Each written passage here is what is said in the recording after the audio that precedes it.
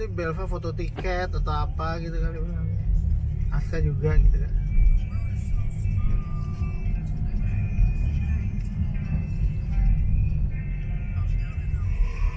Powerbank ada baterainya kan, sih kan? Iya.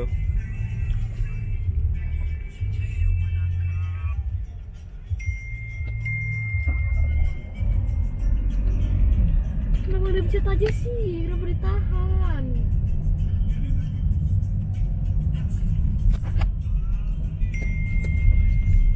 Maaf ya kalau itu bakal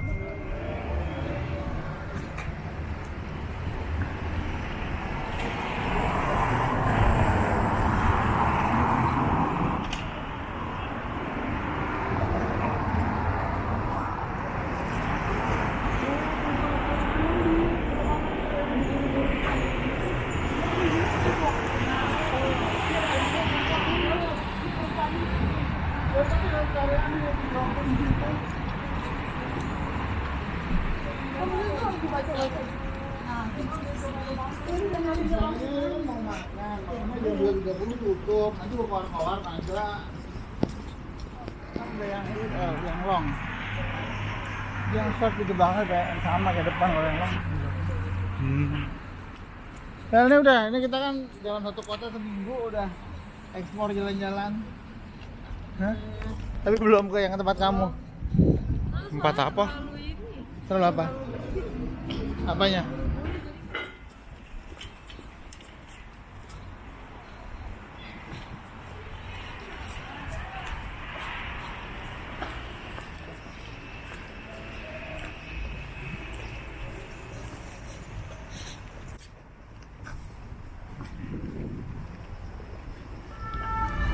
Nah, kita mau masuk ke Catacombs of Paris.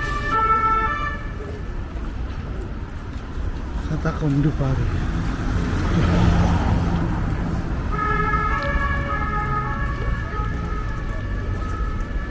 Ngantrinya panjang.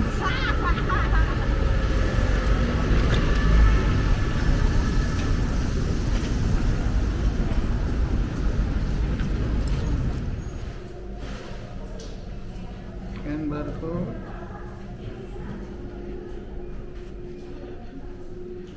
Mulai masuk, kita turun ke bawah.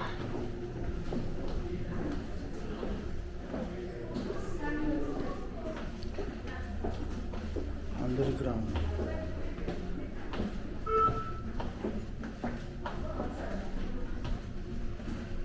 Gak ada suaranya speaker kah? Enggak. Harus didengerin ke kuping ya? Iya.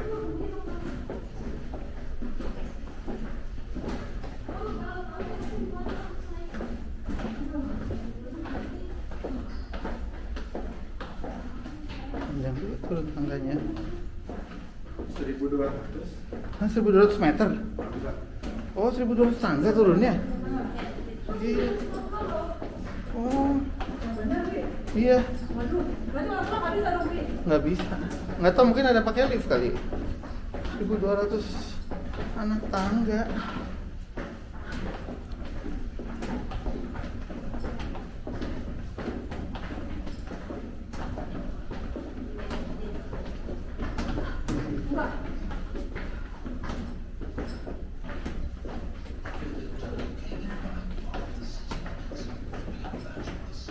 Kedengeran suaranya?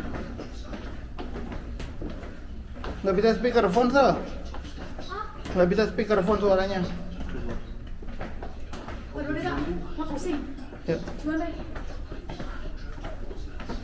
ada orang. Jalan.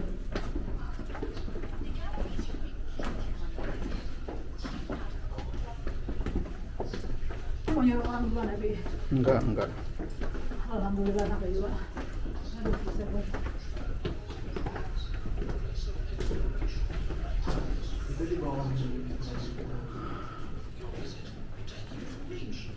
Nggak apa-apa, apa juga biar dengar.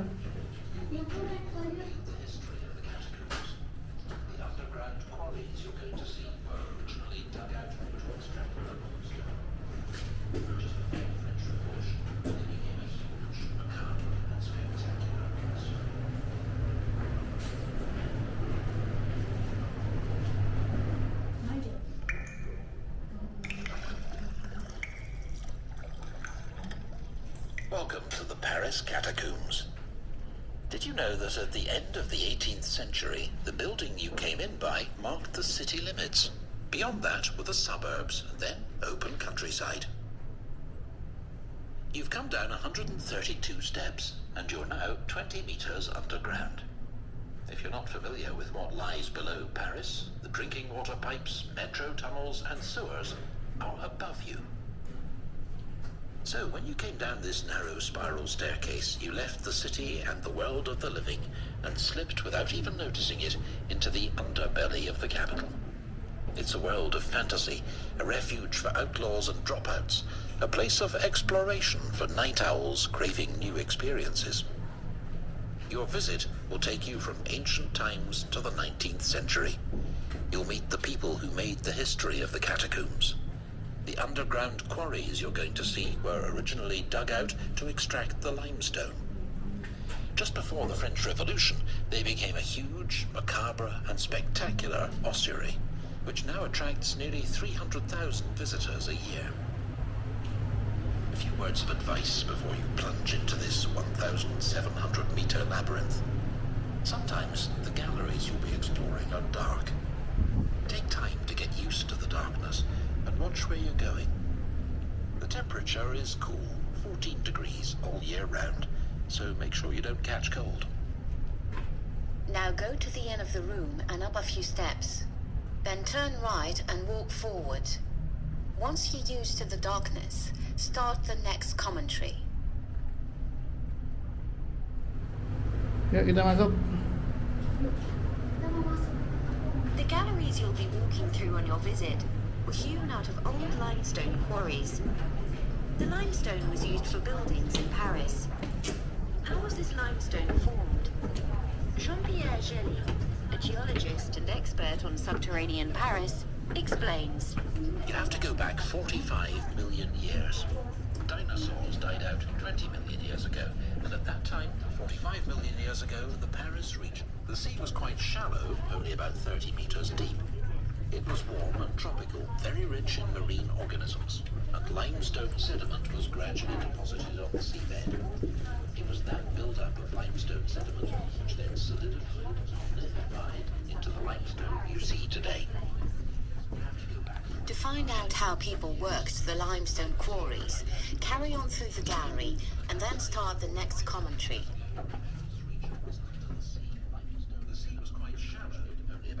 Oh, kayak di Turki apa? Yang Turki tapi kecil. Iya. Very rich in marine organisms, and limestone sediment was gradually deposited on the seabed. It was that build-up of limestone sediment which then solidified. The rich mineral resources underneath Paris have been one of the city's major assets all through history since ancient times. In the 1st century AD, the Romans ruled Gaul, and Paris was still called Lutetia. The city extended over the left bank of the Seine from the Quai de la Cité. The Gallo-Romans needed freestone to build their monuments, the forum, amphitheaters, thermal baths. The first open-cast quarries were developed. From the 13th century onwards, the quarries were underground. More and more materials were needed in medieval Paris for buildings such as the Louvre, the Cathedral of Notre Dame, and Philippe Auguste's ramparts. New extraction methods were devised and vertical shafts with lifting wheels installed. With these winches, operated by a workman climbing up the rungs, it was possible to lift bigger and bigger blocks. Paris was now the capital of the Kingdom of France, and was still growing. New deposits were worked, and from the 16th century onwards, they stretched southwards around what is now the Place d'Enfer-Rochereau, where you came into the catacombs. Remember that at the time, the 14th arrondissement was outside the city limits. The first quarries were worked out and gradually abandoned.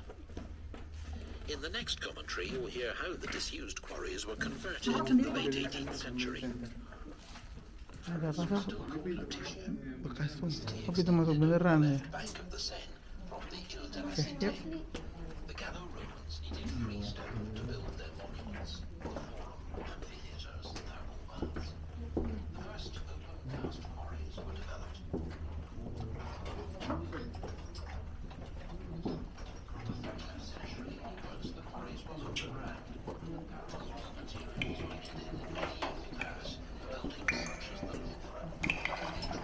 quarries in the capital and its suburbs were gradually worked out and then abandoned, leaving hundreds of hectares of empty space underground with very little reinforcement. Structures were built. Underneath Paris have been one of the city's major assets all through history since ancient times. In the 1st century AD, the Romans ruled Gaul, and Paris was still called Lutetia. The city extended over the left bank of the Seine from the Ile de la Cité.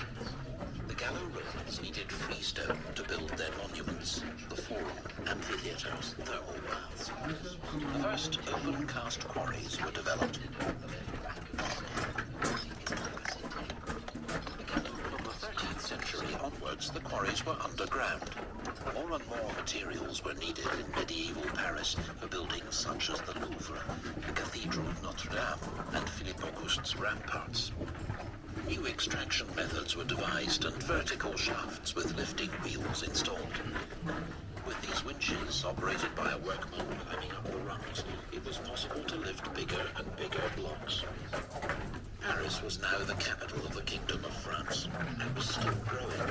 New deposits were worked, and from the 16th century onwards, they stretched southwards around what is now the Place d'Enfer Rochereau, where you came into the catacombs.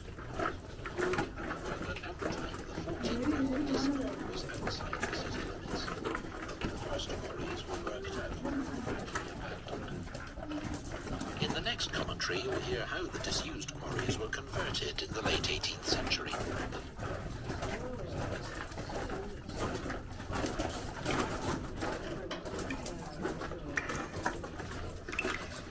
The quarries in the capital and its suburbs were gradually worked out and then abandoned, leaving hundreds of hectares of empty space underground. Very little reinforcement. More large structures were built above them in the 18th century. With its houses, mansions, convents, churches, and public monuments, Paris had become a huge city with a population of over 500,000. Its inhabitants were oblivious to the threefold working of the underground quarries. The dramatic subsidence in 1774 was a shocking reminder. Plots of land, houses, and even whole streets were swallowed up. On the 17th of December, 300 meters of pavement collapsed 25 meters into an old quarry. Parisians panicked. King Louis XVI was urged to take action. The foundations of Paris shook, and that was only the start of a series of landslips. The first investigations into the disaster were alarming. The number of abandoned quarries seemed incalculable. The scale of the work needed was immense.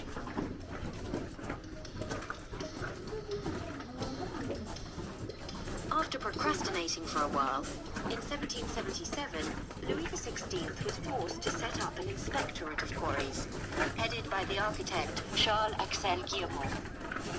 On the very day Guillemot was appointed, there was a further collapse in the Rue d'Enfer. The situation was urgent. The underground spaces had to be inspected and the area mapped in detail. Above all, the repair and reinforcement work had to be started. The galleries that you have been walking through since you came into the catacombs are the result of that work. To find out more about the inscriptions, carry on walking and stop at a corner by a sign with the words "Toothing Stone with a space."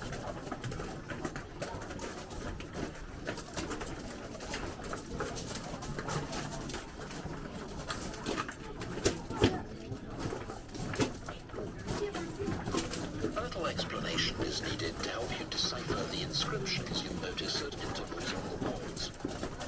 As you can see on the left of the panel, the dates of the various reinforcement operations are indicated by strange-looking formulae made up of a figure, a letter, and a date. This one, for example, is 65 G 1781. The inscription simply means that the supporting pillar is 65th in a series made in 1781, and the instructions of Guillemot, indicated by his initial. Engraved plates with the names of the streets above ground act as a guide in the 250 kilometers of subterranean galleries along the left bank of the Seine. Only a very small section is open to the public. An inscription a little further on in the gallery on the right refers to the work on the reinforcement of the Arcueil aqueduct. Work on the aqueduct began in 1612 on the orders of Marie de Medici, mother of Louis XIII. It was built mainly to supply the Palais de Luxembourg and followed the line of the old quarries. Have you noticed the black line along the gallery above your head? It was to guide the first visitors in the 19th century before the advent of electricity. Continue along the gallery and turn left. When you get to an old converted quarry, start the next commentary. Lorong. Itu jauh banget lorong. Apa tuh? Itu lorong apaan sih kok jauh banget? Tahu tuh lorong apa ya, buat apa nih, pintu berarti bisa masuk. Biasanya kalau nggak ada kesetujuan bisa nyasar.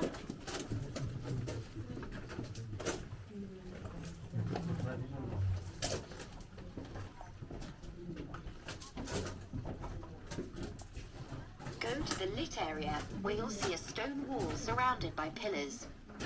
You're in what is called the workshop, an old quarry. The first example on the right is a pillar cut from the rough rock. Jean-Pierre Gély. When the underground quarries were first worked, the quarrymen left pillars of solid limestone to support the rocks above the quarry.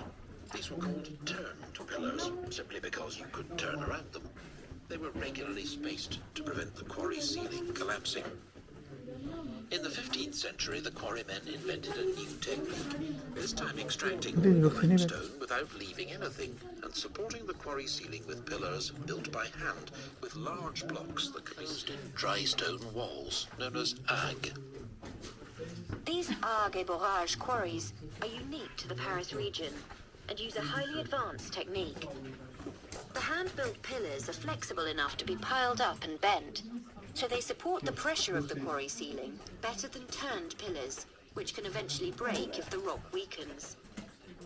This quarry might seem small to you, but you have to remember that behind the Agges, the limestone was worked up to a depth of dozens of meters, which have since been filled in with the leftover stone.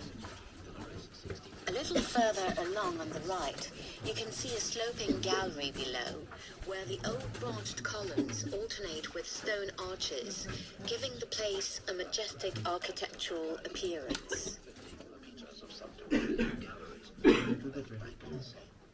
This is the vestibule of the catacombs. In a few moments, you'll be entering the 800-meter-long labyrinth of this huge ossuary. Paris copied the name catacombs from the ancient catacombs in Rome and Naples, where the Christians buried their dead in the first few centuries AD.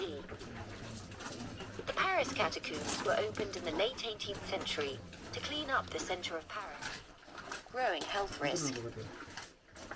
For 13 centuries, Parisians who died in 22 of the city's parishes, and bodies from the hospital and mortuary, were buried in the Cemetery of the Innocents, near what is now the Forum des Halles. But the available space was limited. From the 16th century onwards, charnel houses were built, and the bones were removed to them from the overfilled graves so that these could be reused. The thousands of decomposing bodies piling up constantly in them encouraged the spread of disease. A late 18th century chronicler wrote, In this confined area, the lives and health of the inhabitants were in imminent danger of infection. Soup and milk went on a few hours in the houses close to the cemetery. Wine turned sour when it was tapped, and the miasmas filled the bodies. in 1880, a mass grave cracked and overflowed into the cellars of the neighbouring houses. After that, a parliamentary decree banned all further burials, until in 1785, Louis XVI finally decided to close down the cemetery.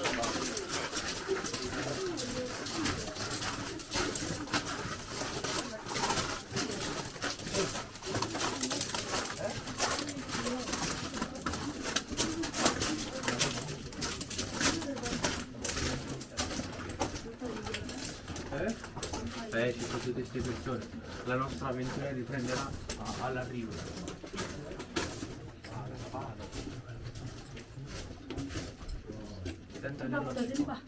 Iya.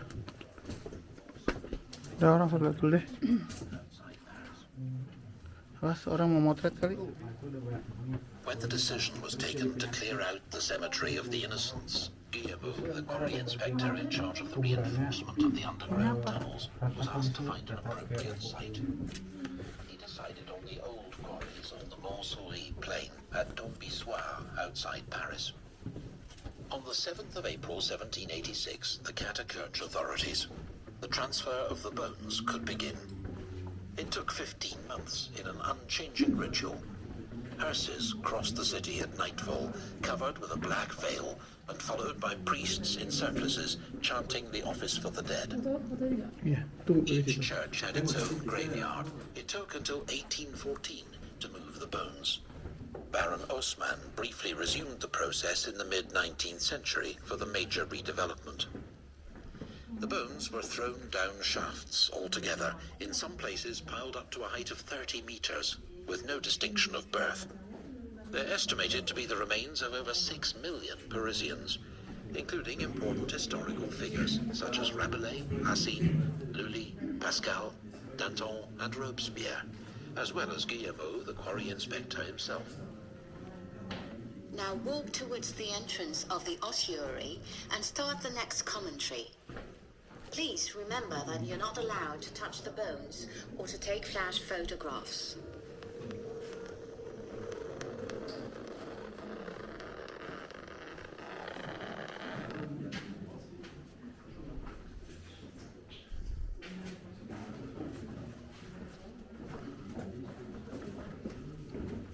Jauh banget. Berarti ada jalan lain dong. Ini buntu nggak bisa lihat lagi. Ya. Stop. Here is the empire of the dead. Ricard de Thury was only 33 when he took over the supervision of the quarries from Guillermo in 1809. The catacombs did not escape the upheavals of the French Revolution. They were neglected, and the bones lay jumbled together in a damp and polluted atmosphere. The young engineer started to restore them and created a unique, romantic and macabre setting for them. Sylvie Robin, chief curator. Ricard de Thury a l'idée incroyable. In 1809, Ricard de Thury had the amazing idea of transforming the ossuary, where bones had been piling up for more than 30 years, into one of the principal museums of Paris, and he created a macabre landscaped underground walk for visitors. The phrase is very important. It sets the tone because it says, "Stop, this is the empire of death." This is a phrase often engraved on the funerary inscriptions of antiquity, as it invites the passerby to take the time to reflect and think of the dead. And the empire of death is a more menacing expression. It is taken from a sermon by Bossuet, and it warns visitors that they are entering another world. This Alexandrine, a warning to the visitor, is the first in a long litany of maxims as you go along.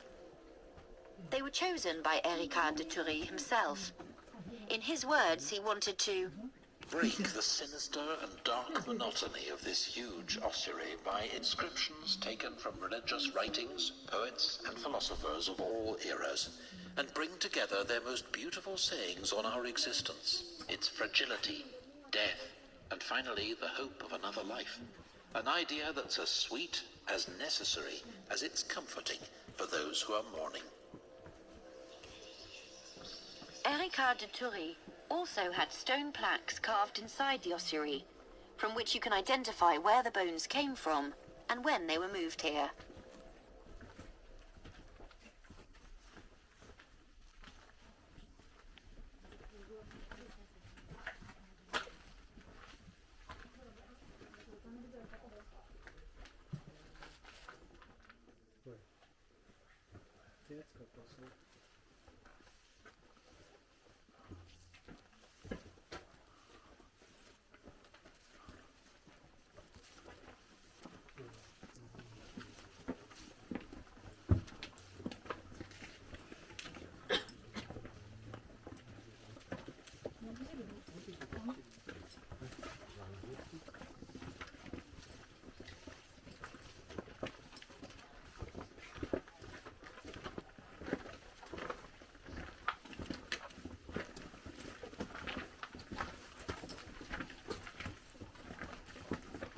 Oh, ini banyak banget malah tengkorak semua.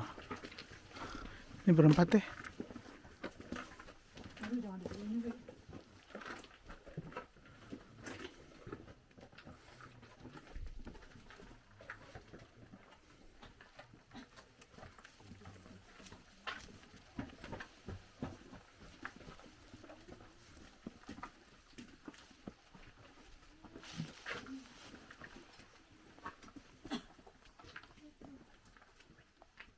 Sylvie Robin, Chief Curator.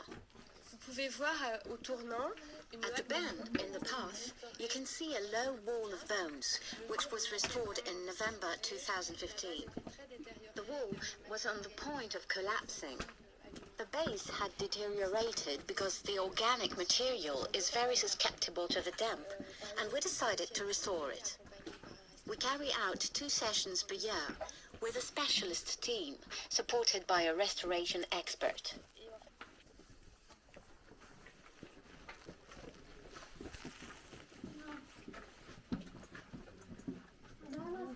The whole operation takes a week, and we proceed by taking down all the bones, sorting them, and putting them back in place one by one, following the original model of alternating the skulls and the femurs.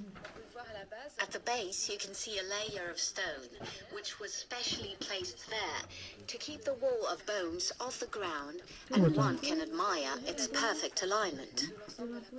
Now, you follow the path to the fountain of the Samaritan woman.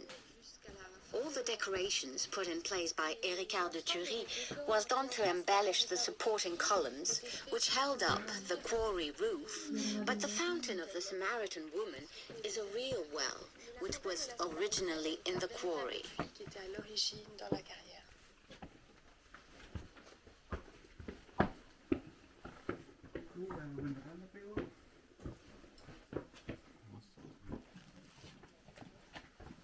The fountain of the Samaritan woman is a spring that was once used by the quarrymen. A small circular area was built around it, with walls made of bones from the Cemetery of the Innocents. The fountain takes its name from a story in the Gospel of St. John, in which Jesus stopped beside a well and entered into conversation with a Samaritan woman. When she questioned him, he answered in these words, which you can read on one of the pillars at the back. Whosoever drinketh of this water shall thirst again. But whosoever drinketh of the water that I shall give him shall never thirst. But the water that I shall give him shall be in him a well of water springing up into everlasting life.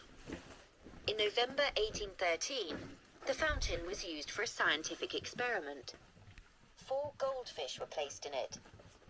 After 2 years, Ericard de Thury found that they had adapted to their new environment, but they had not reproduced. He also noted that the quarrymen believed the fish could predict changes in the weather, either remaining on the surface or going to the bottom of the pool.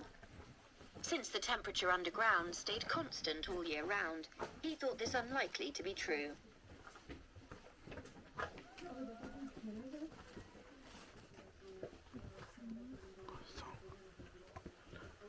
Ada ujungnya.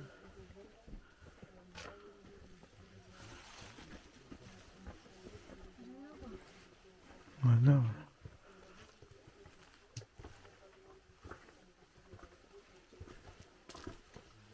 On the 29th of August 1788, a load of bodies of workmen, members of the bourgeoisie and guards was delivered to Dombissoir. These had been picked up in the street at the Pont Neuf, in the Place de Grève, and outside the Hôtel de Brienne, following 2 days of rioting after the dismissal of Louis XVI's finance minister, who had just declared France bankrupt. The States General were convened and announced the start of the French Revolution. It was not just the people killed in the August 1788 riots who were taken to the catacombs. The 3 funerary monuments around you are reminders of some of the popular uprisings that took place immediately before the revolution in 1788 and during it in 1789 and 1792.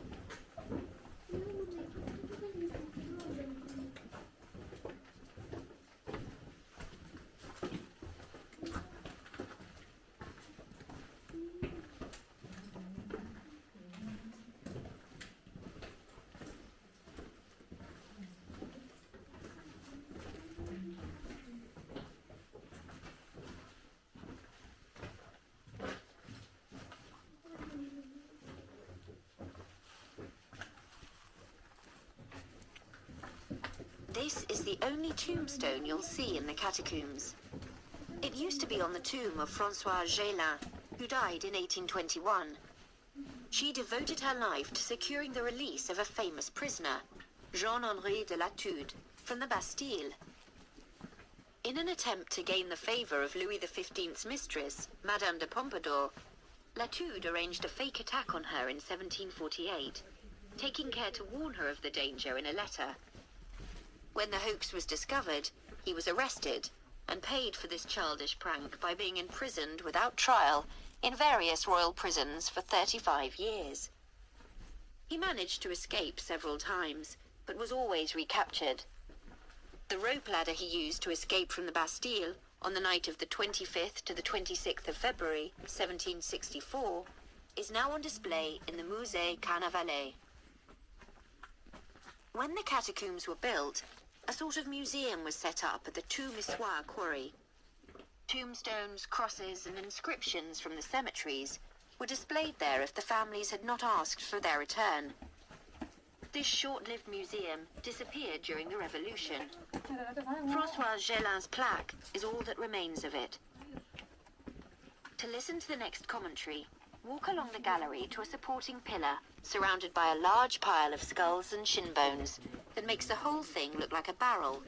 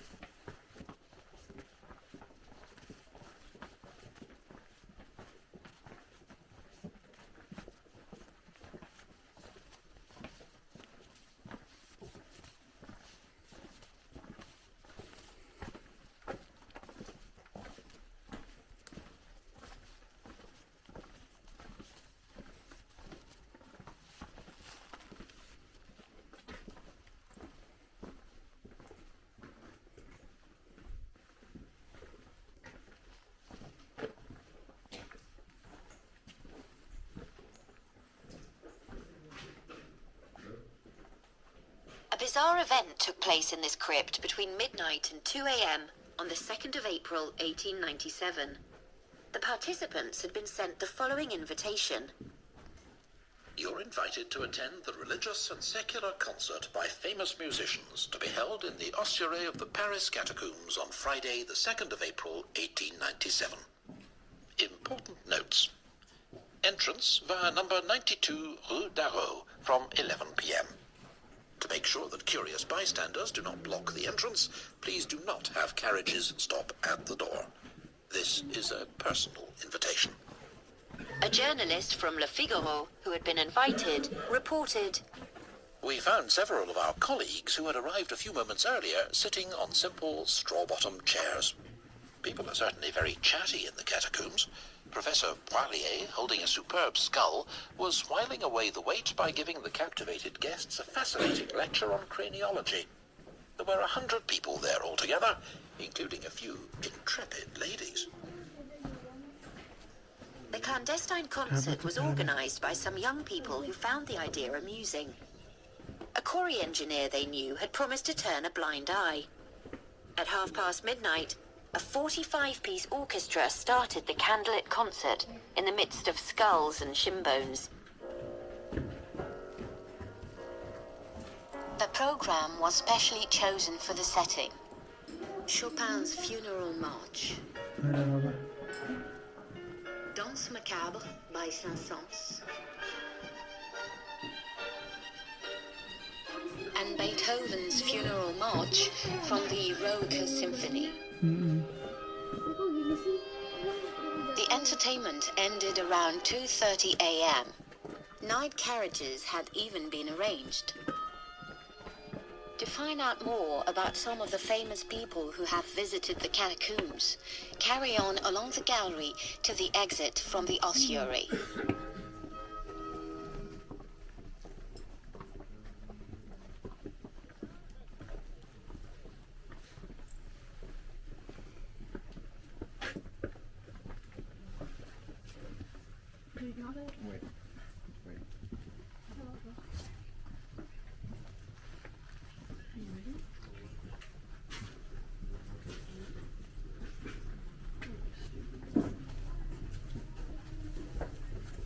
Itu buntu, Beb.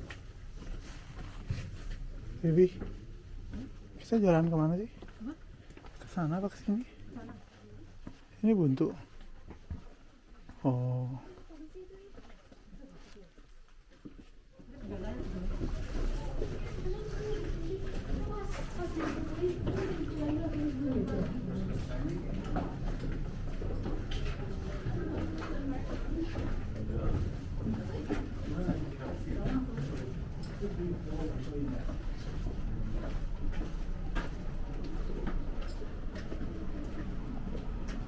The catacombs have fascinated the public ever since they were first opened, but only a privileged few were allowed in at that time. In 1787, one of Louis XVI's brothers, the future Charles X, came to see them with ladies of the court.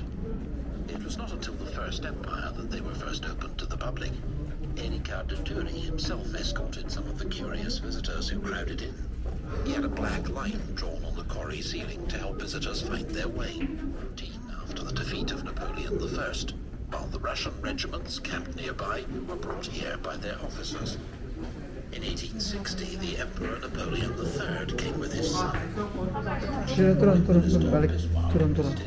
World Fair in 1867 in an adjoining gallery displaying various curious minerals and fossils found in the quarries, as well as what was called a pathological exhibition. This was a collection of abnormally sized, deformed bones, showing all the diseases that could afflict the human skeleton. Those two exhibitions were closed down at the end of the 19th century. The catacombs also inspired 19th century artists. In 1862, Felix Nadar, a leading photographer of his day, produced one of the first underground photographic reports as a record of the bones being put in place.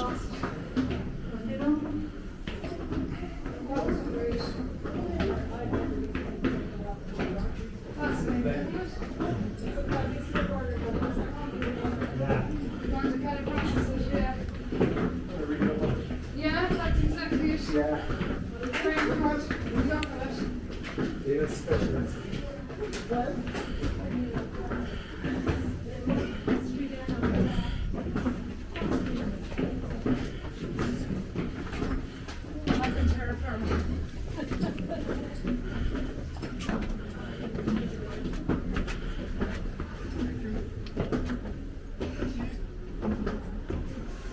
Wasn't actually that long. 3/4 as well.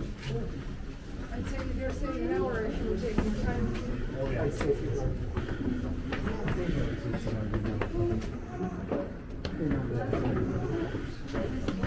The back, please.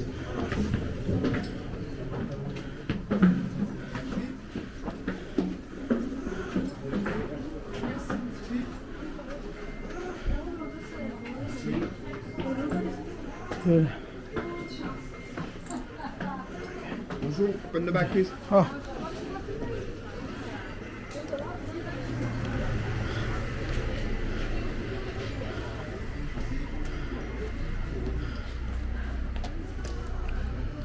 Takut diambil sama Oh iya benar juga. Iya masuk ke sana. Asal masuk Pak.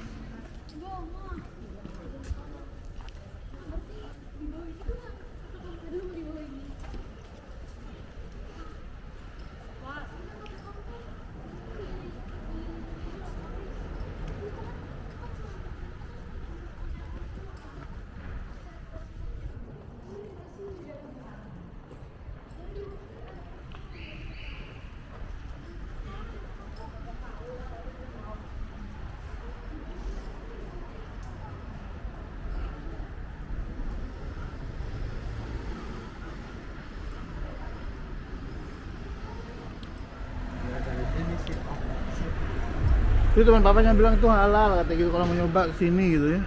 Sampai teman papa pernah ngomong di grup chat. Betul aja tuh Thailand, ada Jepang. Thailand udah pasti ada. Excel, kentang klemnya gede banget, Sel. Klem gede banget deh.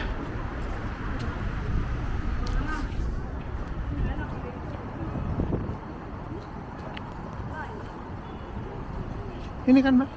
Iya.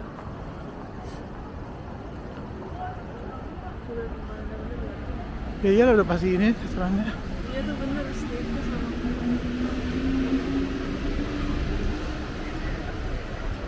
Ya tapi penuh.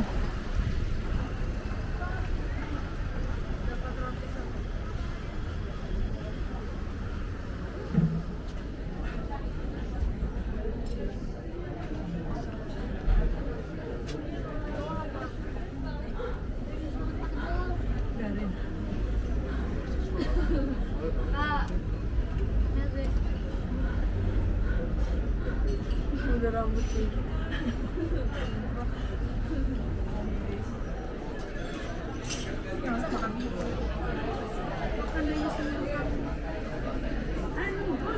Halo, five. Let me see something. Wait. Oke, oke.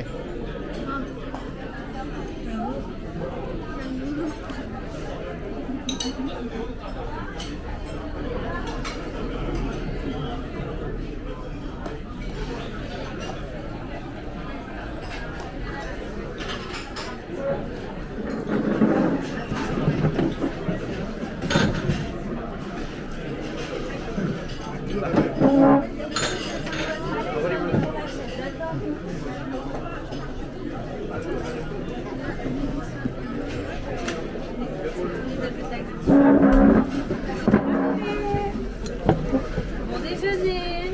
Oke, thank you.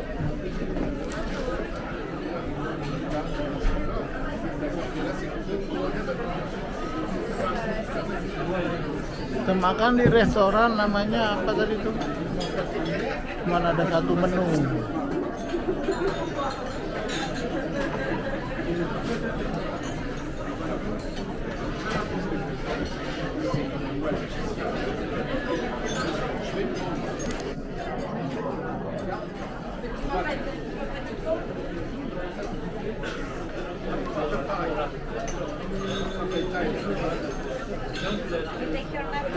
Oh ya. Sel, itu ambil kuning-kuningnya, ambil kuning-kuning. Thank you. Kuning-kuning ambil kah, Aska?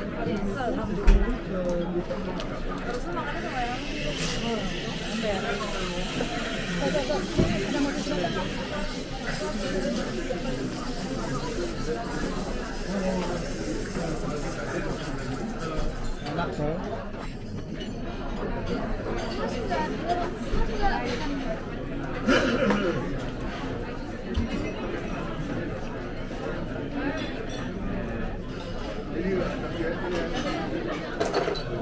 Bilang deh.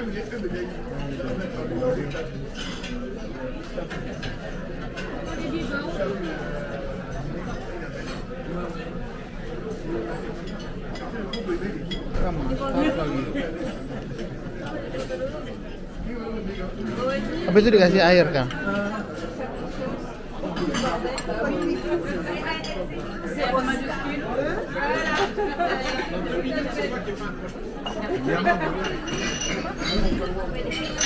Ya bisa. Lucu banget sih sumpit kapitan ada barcode. Thank you. All you can eat ternyata all you can eat. Mantap banget ini. Lagi. Tunggu di foto dulu.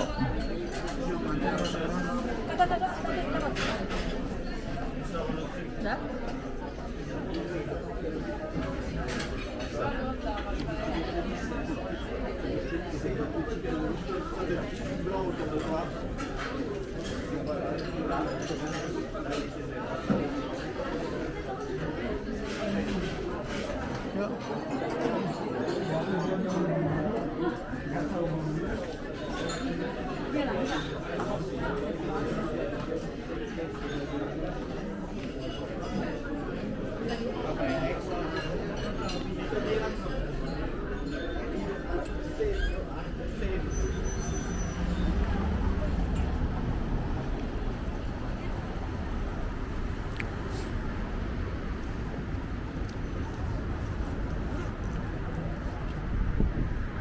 tunggu.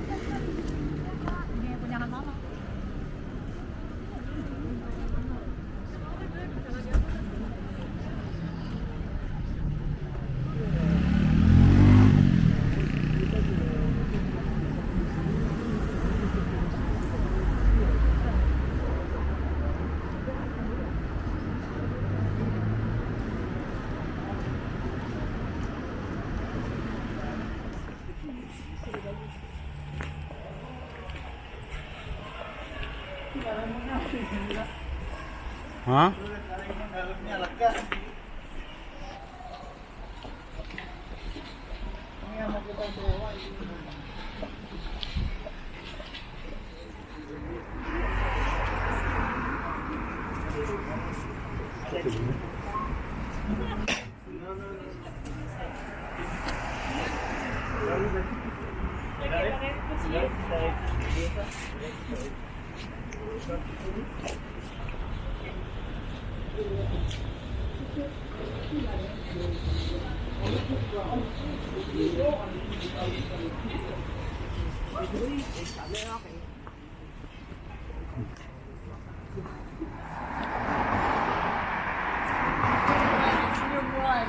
mulai keluar.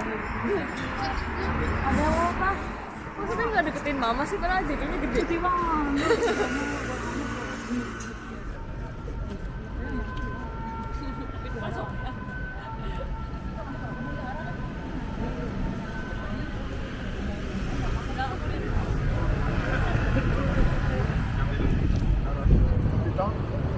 Off-road gimana?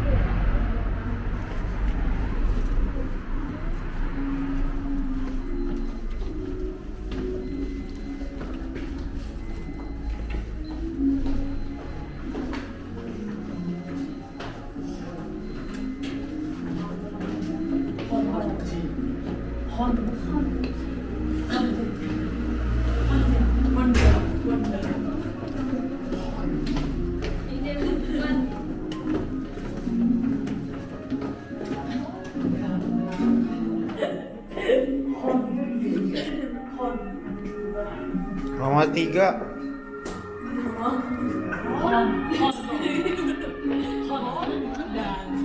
Nomor 3. Nah, kasirnya bayarnya di sana kali ya? Ini 40. 40 and cash.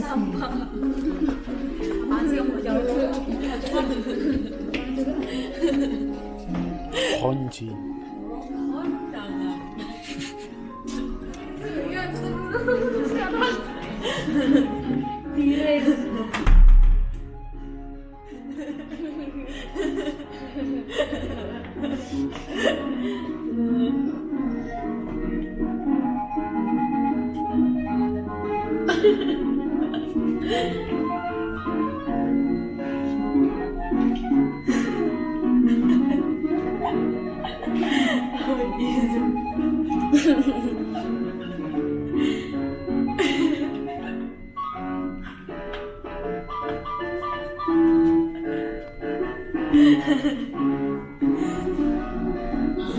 Hah?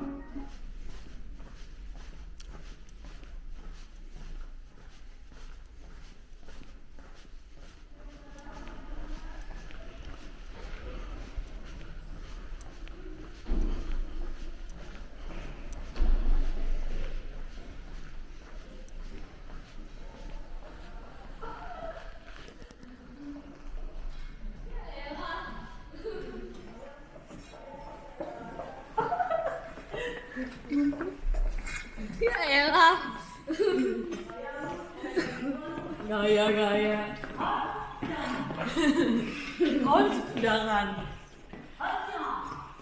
Kondangan. Honda. Esa sabu na motor niya